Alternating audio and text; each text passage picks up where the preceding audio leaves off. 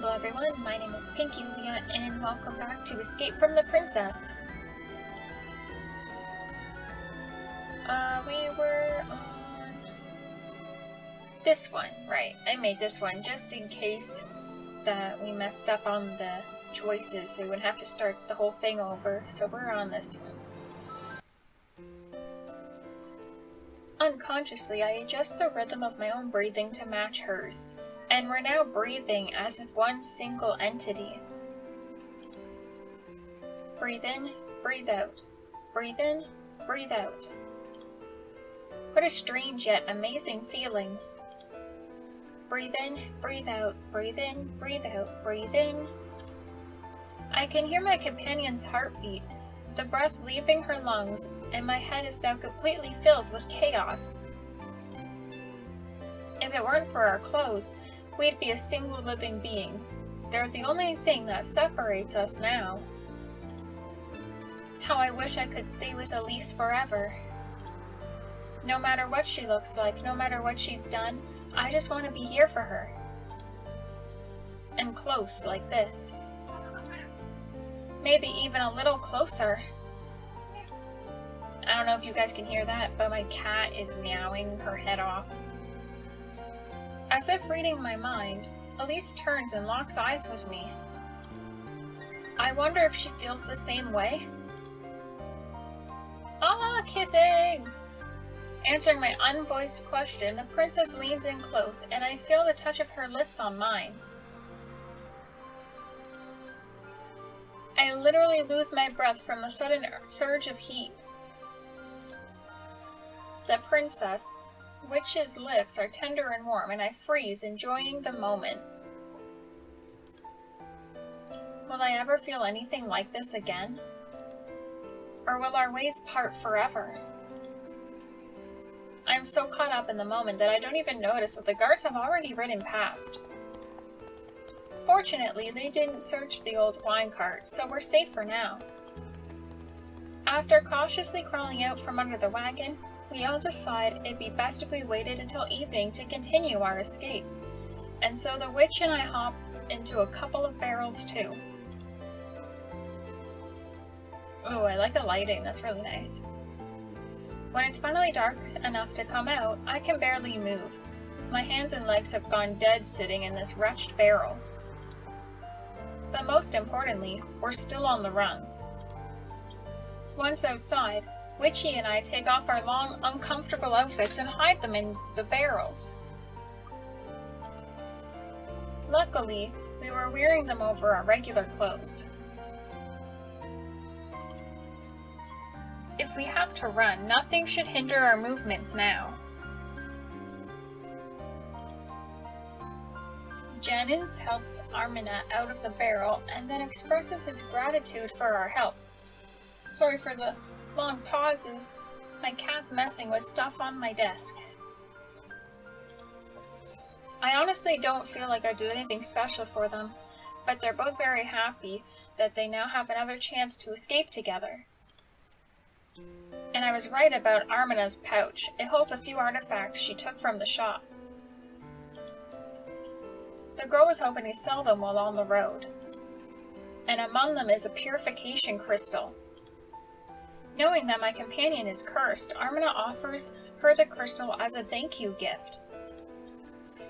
But to my surprise, Elise immediately refuses. Wishing the pair of lovers much happiness and bidding them farewell, we then casually stroll in the direction of my house. It's not exactly the safest place, but we have nowhere else to go. Besides, we need to come up with a new plan of action. So, why did you refuse the crystal? If you could have broken your curse and regained your full power, it certainly would have helped with our escape, no? Elise silently looks away.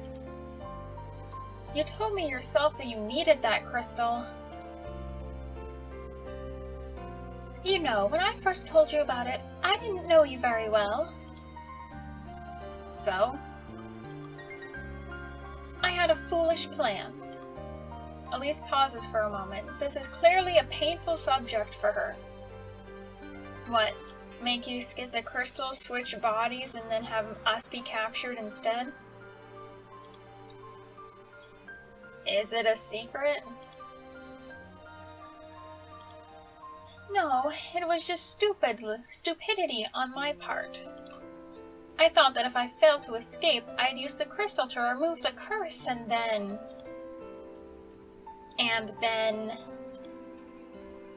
I'd possess your body and use it to escape. No one would ever have known. You really considered doing that? I'm telling you, it was a foolish plan. I'm ashamed now just thinking about it. I fear that if I had not made your acquaintance, that I might have gone on to do many more horrible things.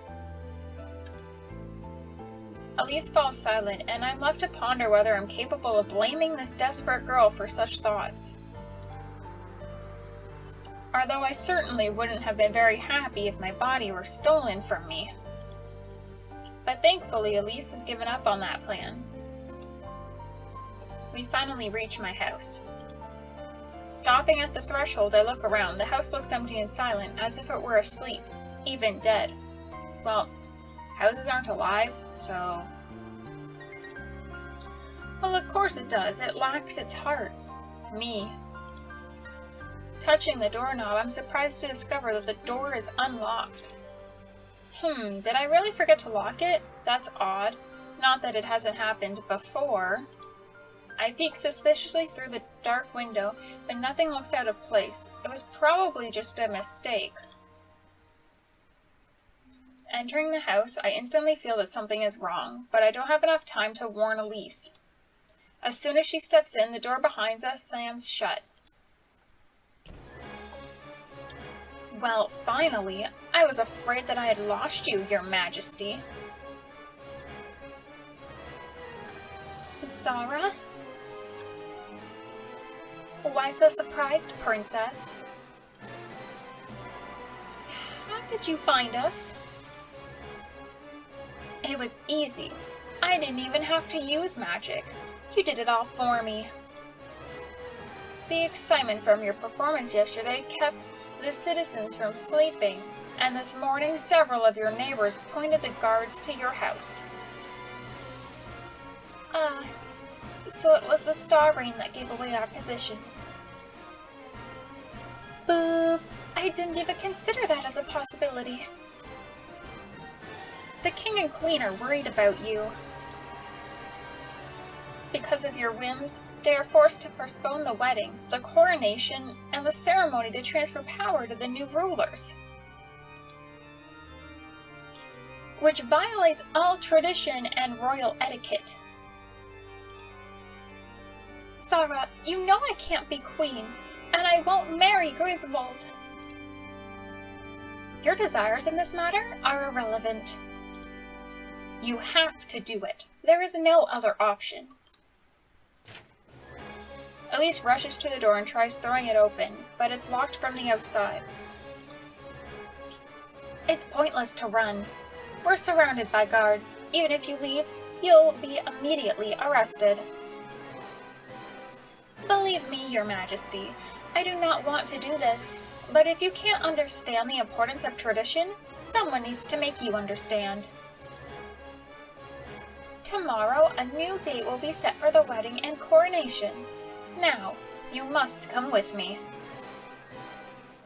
And this commoner will be arrested. Elise quickly throws herself between Zara and me. No, Rosetta has nothing to do with this. I was the one who persuaded her to help me. This is my fault, and mine alone. I'm sorry, Your Majesty, but I don't care. By order of the royal family, any citizen discovered to be assisting your escape is to be imprisoned. Once a royal decree is made, it must be done. Now come. Zara extends a hand to the princess, but I can no longer stand by and watch. Stop it, you witch! Get your hands off of her! Don't you see that Elise doesn't want to go with you? Elise. You two are so close. Boop. I should have called the princess your majesty so Zara wouldn't know about us, but it's too late now. That is none of your business. I'm prepared to fight, and I don't care if my opponent is an incredibly powerful sorceress. Zara, seeing how strongly I feel about it, simply laughs. I must look pathetic in my attempt to oppose her without any magical abilities. But I couldn't care less. All I want is to protect Elise. Step aside. I don't want to hurt you, no matter what you're thinking. I don't even have to fight you myself. I simply need to call on the guards, and they'll rush in to arrest you. There's no need for these pointless theatrics, the result of which is crystal clear. I'm here for Her Majesty Princess Elise, and your crimes will be punished by the court. Try to escape or try to persuade? Let's do try to persuade. It'd be pointless to run away now. We wouldn't get very far. Maybe I should try to talk to Zara? Yes, she's a witch, but she's still human. Perhaps I might be able to change her mind? How do you benefit from the princess's return? You're doing this for a reason, right? Everyone works for their own benefit. Surely you do too. Perhaps. But why do you care? Maybe I can offer you a better deal. What would you want for letting us go? You would never be able to give me what I want. If Zara can be negotiated with, then I have a shot at this. I just need to figure out what exactly she wants. How do you know that what I can and cannot give? Name your price. Price? I think you've mistaken me for someone else. I'm not some street girl to be bought with money or any other kind of payment. All I want is to have what is rightfully mine returned to me. My body. That is all that interests me, and I will get it back once the princess returns to the palace with me. I look at Elise, who immediately looks away. She still carries shame over stealing her mentor's body. Good. It seems Elise will have no problem giving Zara's body back. Is that all? You just need your body? Zara studies me for a moment and then frowns. Do you really think you have anything that would interest me? Just tell me what you want and I'll see what I can do. After thinking for a moment, Zara raises her head provocatively and stares me right in the eyes. I want to go home, to Muratana. Muratana? That's an odd request. Can you not return home anytime you wish? If I could, I would have gone a long time ago. It's cold and rainy here, and there's so much of that accursed mist. There are few mages here. I have absolutely no one to talk to. And the comfort level here is worse than what I'm accustomed to back home.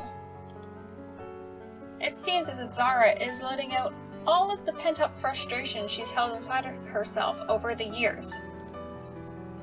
I'm always cold, and I have nothing to do here.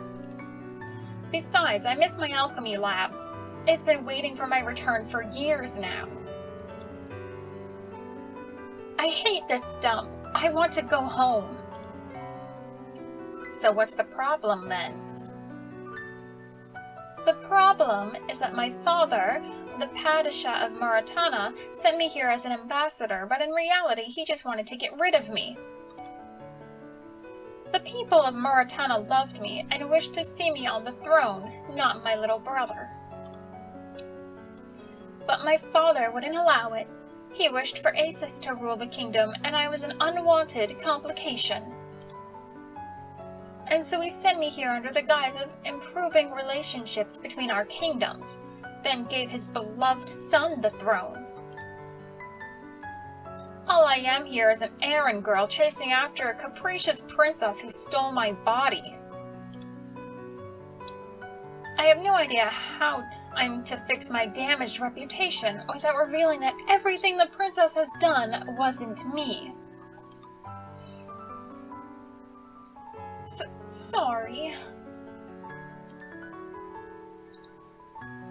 And if I try to return home, they'll report everything to my father and I'll be arrested upon arrival. I just want to go home. Well, and regain my claim to Muratana too.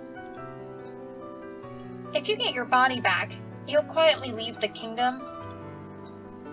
Would you also let us go? Yes. I don't need you. I turned to Elise, who was still shamefully hiding her eyes. Elise, are you ready to return the body? Of course, but... What? You're used to seeing me like this. What happens if I look differently? Oh, silly. She really believes I'll stop liking her if she changes her appearance? I can't help but smile. I love you, and I'll love you no matter how you look. Because it's not about your appearance at all. Really? I love you so much too. Elise hugs me tightly, knowing that our feelings are mutual. I feel like I'm going to cry. I try to calm the princess down, who, unlike me, is unable to hold back her tears. But then I hear Zara's irritated voice behind us. This is great and all, but can you please stop touching my body like that? And how are you going to help me get out of here? Suddenly an idea comes to me. We'll take you hostage. You... what? The soldiers are searching for the witch, and it's unlikely they're well versed in magic curses. I doubt they believe you're much stronger than a runaway right now.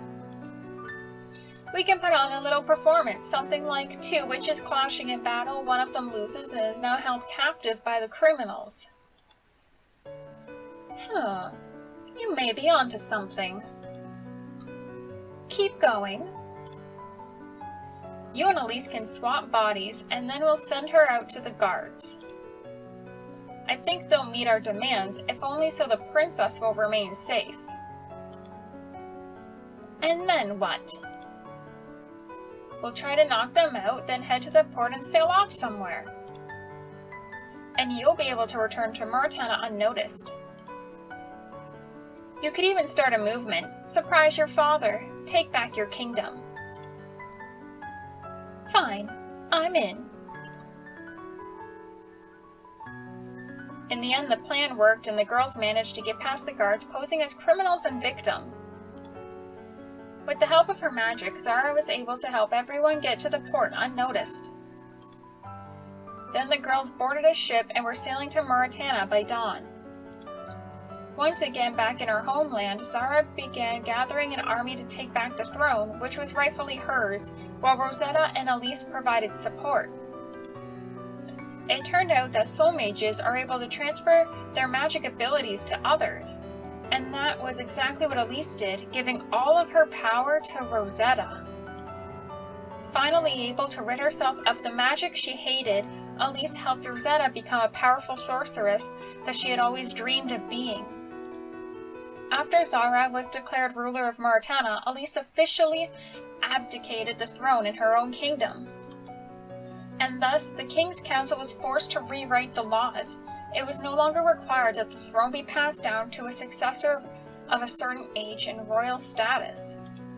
And so, the throne was kept by the current king and queen for as long as they were able to rule. Escape to the Land of Sand. Revolutionary ending. Wow. Well, that was unexpected, but hey, at least we finally got a good ending. I liked that. It seemed kind of weird with the whole real Zara situation and all, but it wasn't that bad. So I guess we're finally done Escape from the Princess, because I don't really want to try and get through all the endings, at least not in the current present time. So thank you so much for watching, and I hope you enjoyed. And I'll see you next time. Bye!